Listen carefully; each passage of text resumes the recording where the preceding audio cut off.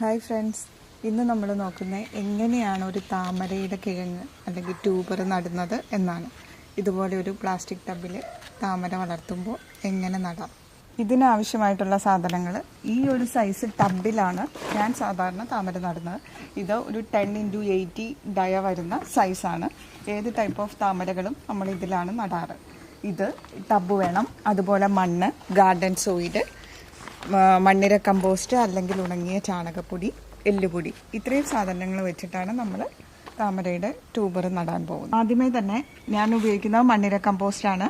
ഇതിന് പകരം നല്ല ഉണങ്ങിയ ചാണകപ്പൊടി ഉപയോഗിക്കാവുന്നതാണ്. മണ്ണിര കമ്പോസ്റ്റ് ഇതിലോട്ട് ഇടുന്നു.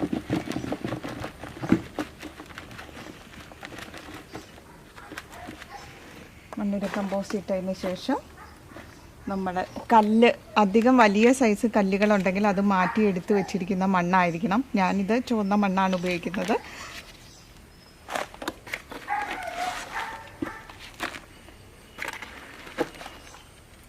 മണ്ണിടുക.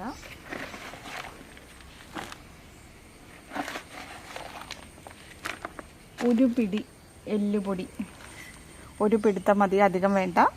എല്ലുപൊടി ഇത്രയും ഇട്ടതിന് ശേഷം നമ്മൾ നന്നായിട്ട് ഇതൊന്ന് മിക്സ് ചെയ്ത് കൊടുക്കണം.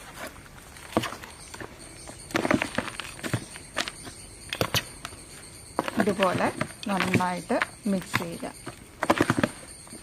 ഏത് സൈസ് പോട്ടാണോ അതിൻ്റെ നേരെ പകുതി ഭാഗമാണ് മൊത്തത്തിൽ പോട്ടി മിക്സ് പാടുള്ളൂ. ഇപ്പോൾ ഇത്രയും നമ്മൾ മിക്സ് ചെയ്ത് കൊടുത്തു. ഇത് നന്നായി മിക്സായി, മണ്ണും എല്ലുപൊടിയും ഈ മണ്ണിര കമ്പോസ്റ്റോടെ. അതിനുശേഷം ഇതിൻ്റെ മുകളിലായിട്ട് വീണ്ടും മണ്ണ് മാത്രം.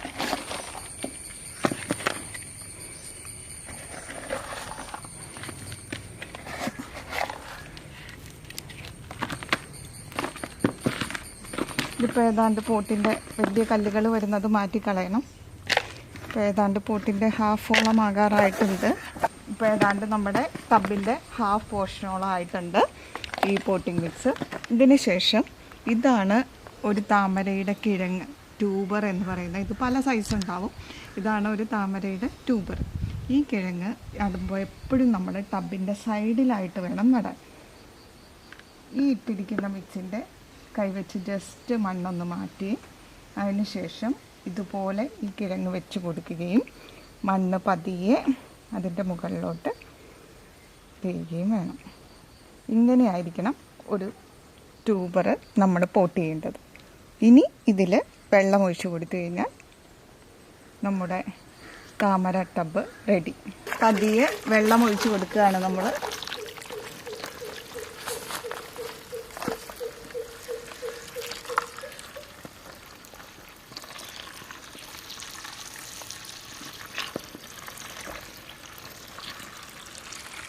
ഇതിൻ്റെ ലീഫിൻ്റെ ആ ഒരു ലെവൽ വരെ വെള്ളമാകുന്നത് വരെ നമുക്ക് വെള്ളം കൊടുക്കാവുന്നതാണ്.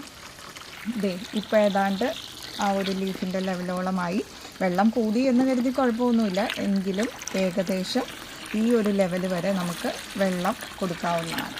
അതിനുശേഷം എവിടെയാണോ നമ്മൾ താമര നട്ടിട്ട് വെക്കാൻ ഉദ്ദേശിക്കുന്നത് അവിടെ തന്നെ വെച്ചേക്കുക. ഈ ഒരു ഇത്രയും ലെവലിലാണ് വെള്ളം ആവശ്യം. അതിൻ്റെ ലീഫ് ഇങ്ങനെ നിൽക്കുന്ന രീതിയിൽ വെള്ളം നമ്മൾ ഒഴിച്ച് സെറ്റ് ചെയ്യുക.